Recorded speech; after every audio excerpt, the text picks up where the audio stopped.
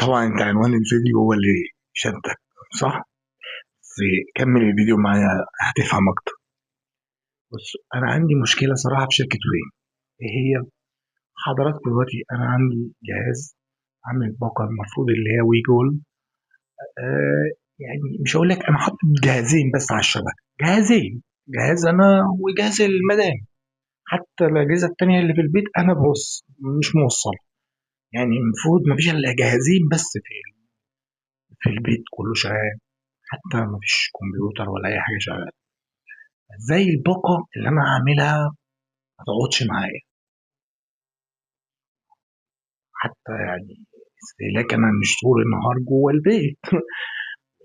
نفس الموضوع، يعني لو هي المدام مثلا قاعده ليل ونهار مش بتذاكر للعيال ولا بتعمل اي حاجه من دي، طبعا مش هتسحبها يعني كلها. الحاجه الاغرب بقى والاعجب ان انت كل ما تخش تشوف الاستهلاك يقول لك بس الفيديوهات. بصراحه حاجه تجنن. ايه بس الفيديوهات دي يا جدعان؟ انا مش عارف. هو في حد بيطلع لايف من عندي؟ وانا مش عارف. يعني لو في حد بيطلع لايف بقول اه ماشي تمام مفيش مشكله. بس مفيش حد بيطلع لايف. انا بقول لكم مفيش الا جهازين، انا والمدام.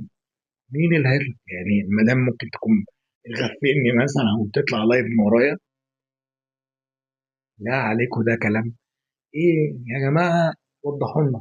حاولت اتصل كتير بشركه شركه وي.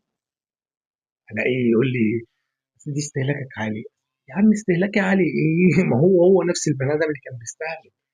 الباقه دي كانت بتفضل معايا في الاخر لحد مثلا بيشيلوا نصها، وانتوا لما بتشيلوا نصها في اخر الشهر انا باجي اقول لكم انتوا شلتوا عليه. هل بتيجوا تعوضوني عليها الشهر الجاي؟ خلاص انتوا بتحاسبوني عليها. فانا المفروض بقى منكم توضيح كده للناس الغلابه، الحاجات بتاعتكم بتروح فين؟ المفروض يعني لو انا خلصت، يعني الشهر بتاعي خلص ولسه عندي نت، مش المفروض يتضاف على الشهر الجديد يا جدعان؟ ولا انتوا شفتوه؟ انا مش فاهمها دي بصراحه.